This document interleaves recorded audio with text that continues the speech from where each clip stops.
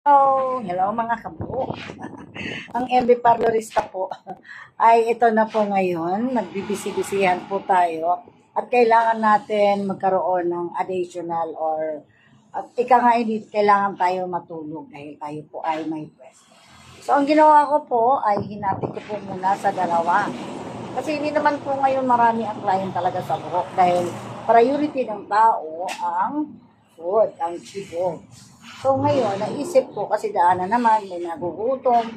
So, ginawa ko po ito kantin kasi marami din po gumagawa sa kabila.